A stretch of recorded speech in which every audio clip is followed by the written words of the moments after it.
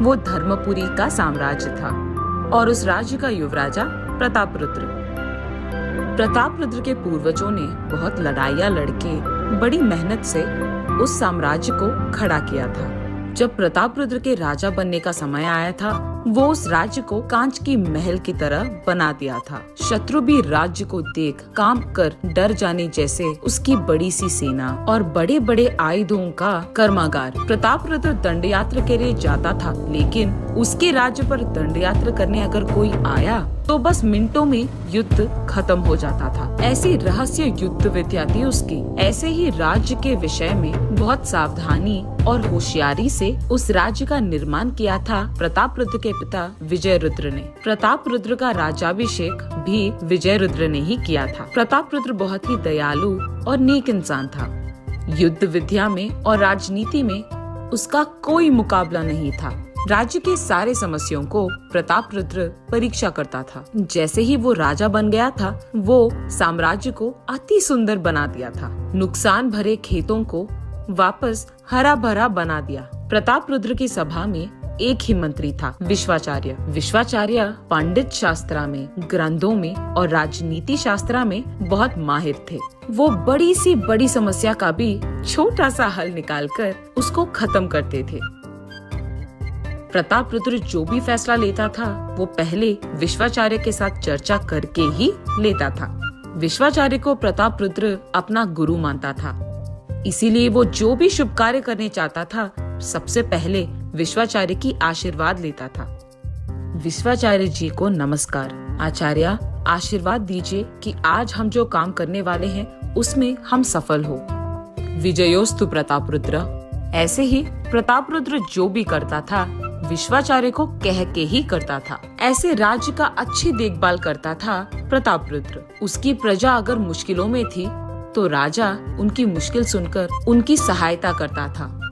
उसकी प्रजा में अगर कोई भूखा भी था तो उसके धान्य घर से वो धान्य के साथ ही धन को भी देता था।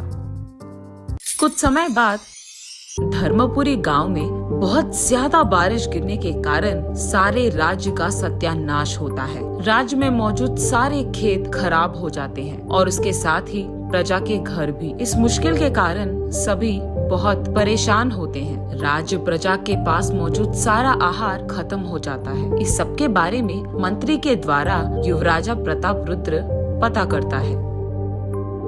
महाराजा, राज्य में मौजूद सारे खेत खराब हो गए हैं, उसके साथ ही प्रजा के घर भी। अब तो उनके पास खाने के लिए भी कुछ नहीं बचा है महाराजा। पशु पक्षी को साथ लेकर सभी भूखे पेट रो रहे हैं महाराजा। महामंत्री, ये कैसे हो सकता है? तुरंत हमें इसके बारे में कुछ करना होगा। हमारे धान्य घर में मौजूद सारे आहार को प्रजा में बांट दीजिए। कर तो सकते हैं युवराजा, लेकिन हमारे धान्य घर में मौजूद सारा धान्य को भी थोड़ा थोड़ा करके हमने अगर बांट भी दिया, वो फिर भी हमारे प्रजा में सिर्फ 75% लोगों को ही मिल पाएगा। राज्य में आहार भी नहीं है। अब क्या करेंगे? मंत्री सभा, आप इसका उपाय बोलिए।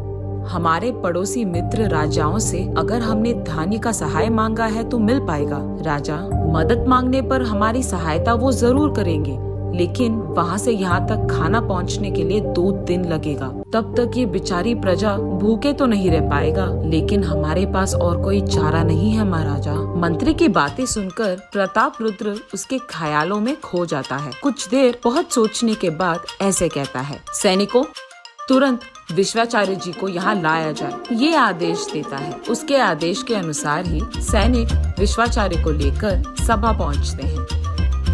युवराज को प्रणाम। मुझे यहाँ लाया जाने की आवश्यकता क्यों आई है? आचार्य, हमारा राज्य अब बहुत मुश्किलों में है। हमारे राज्य में सिर्फ 75% लोगों को हम खाना दे पा रहे हैं, बाकियों को तो ऐसे भूखे नहीं छोड़ पाएंगे। आपको ही कोई उपाय ढूंढना पड़ेगा विश्वाचार्य। प्रतापरुद्र की बातें सुनकर विश्वाचार्य बहुत सोचता है। सोचने के बाद उसे एक योजना मिलती है। अरे रे, इतनी छोटी सी बात, इसको आप मुझ पर छोड़ दीजिए महाराजा। इसका हल भी मैं ढूंढूंगा और प्रजा की भूख भी मैं ही मिटाऊंगा। मेरे साथ बस 10 सैनिकों को भेज दीजिए। ये कहकर वहाँ से चले जाता है विश्वाचार्य। वहां से विश्वाचार्य भूखे प्रजा के पास जाकर ऐसे कहता है, सभी सुनिए, तुम सबके पास जो भी गाय मौजूद है उनका दूध निचोड़कर उसे हमारे राज्य की रसोई के पास लेकर आइए, और ऐसे ही सैनिकों से भी नष्ट हुए गन्ने के खेतों के पास ले जाकर उसे साफ करवा के जमा किए गन्नों से उसका रस निकलवाता है, और उसे भी सैनिक और प्रजा राज्य रसोई में दूध और गन्ने की रस के साथ पहुंच जाते हैं, और उस सबको वहां से भिजा देता है विश्वाचार्य। ये सब लाने के लिए धन्यवाद, लेकिन अब तुम यहाँ से जा सकते हो। ये कहकर वहाँ मौजूद बावर्ची से विश्वाचार्य ऐसे कहता है, सुनो, इस दूध और गन्ने से अच्छा गन्ने की मिठाई बनाओ। विश्वाचार्य के आदेश के अनुसार ही बावर्ची गन्ने की मिठाई बनाता है। आचार्य, गन्ने की मिठाई तैयार है। हो गया क्या? ठीक है, अब तुम भी यहाँ से चले जाओ। उस बावर्ची को भी रसोई घर से बाहर बिठाकर विश्वाचार्य उस गन्ने की मिठाई में और थोड़ा गन्ने का रस मिलाता है। रस मिलाकर उस सारी मिठाई को बहुत अच्छी तरह से मिलाकर सैनिकों को वहां बुलाता है विश्वाचार्य। सैनिकों, आहार तैयार है, राजा और प्रजा को यहाँ बुलाओ।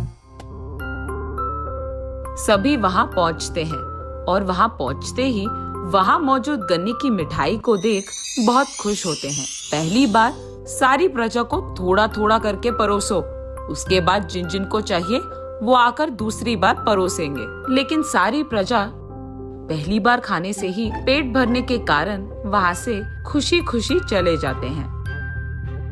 आहार सबके खाने के बाद भी बहुत बच जाता है।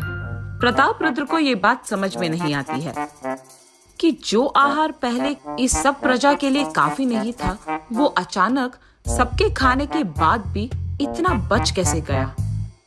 विश्वाचार्य, आपने ऐसी कौन सी मंत्रा डाली है कि अचानक अब यही आहार सबके लिए काफी हो गया? ये आपने कैसे किया? महाराजा, ये कोई माया या मंत्रा नहीं है। पूर्व आपके जन्मदिन के समारोह में आपने हलवा बनवाया था, याद है?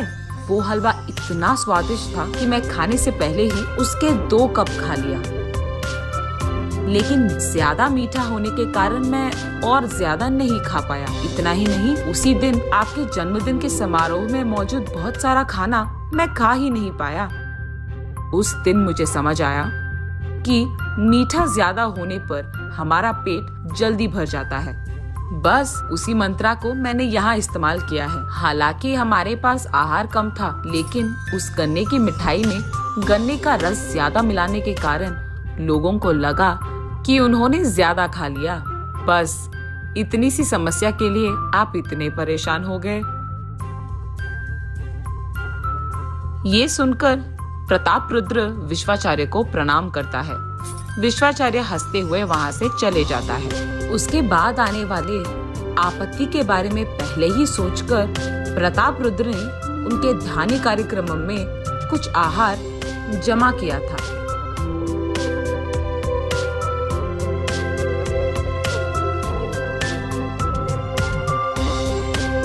ऐसे कुछ समय बीत जाने के बाद राज्य में एक नास्तिक आदमी आता है। वो उस राज्य में आकर ऐसे कहता है कि वो भगवान में विश्वास नहीं करता है और उनके भगवान से उसका कोई लेना देना नहीं है। ऐसे वो हल्ला मचाने लगता है, इस धरती पे भगवान नामक कोई नहीं है, सब बस एक माया है, माया। ये सब देख राज्य के सैनिकों उस नास्तिक को बंद करके उन्हें राजा के पास लेकर जाते हैं। क्या हुआ? प्रभु, ये गांव में हल्ला मचा रहा है कि भगवान नहीं है और ये भगवान में विश्वास ही नहीं करता, इसलिए उसको आपके पास लेकर आए हैं प्रभु। क्या नास्तिक हो तुम? भगवान में विश्वास नहीं करते हो? तो फिर तुम्हें ये जन्म कहाँ से मिला है? मेरा जन्म मेरे माता पिता की वजह से हुआ है, भगवान की वजह से नहीं। ऐसे राजा के हर प्रश्न का वो उल्टा सीधा जवाब देता था। ये सुनकर विश्वाचार्य उसके पास जाकर ऐसे कहते हैं, ओ, तो तुम कहते हो कि भगवान नहीं है? हाँ, नहीं है। तो जिस भगवान का हम पूजा करते हैं उनका देन तुम नहीं लेते हो, है ना? हाँ, तुम्हारे भगवान का दिया हुआ कुछ भी मैं नहीं छूऊंगा। मैं सिर्फ मनुष्य के बनाया कुछ छूऊंगा। ओह, ऐसे कहते हो? हाँ, ऐसे ही है। तो फिर तुम सांस लेना बंद कर दो, क्योंकि तुम्हारी ये सांस हमारे पूजे हुए वायु भगवान का है, हनुमान के पिता। वायु को तो किसी मनुष्य ने नहीं बनाया। ये बात सुनकर उस आस्थान में मौजूद सभी हंसने लगते हैं। प्रताप रुद्र के साथ ही उस नास्तिक को भी विश्वाचार्य की बातें सुनकर दंग रह जाते हैं और बोलना बंद हो जाता है। मुझे माफ कीजिए प्रभु, आइंदा ऐसा कुछ नहीं करूंगा। ये देख प्रताप रुद्र विश्वाचार्य का अभिनंदन करता है और विश्वाचार्य वहां से हंसते हुए चले जाता है। तब से विश्वाचार्य की बातें और उनके किए काम के बारे में सभी बहुत अच्छा बोलते थे।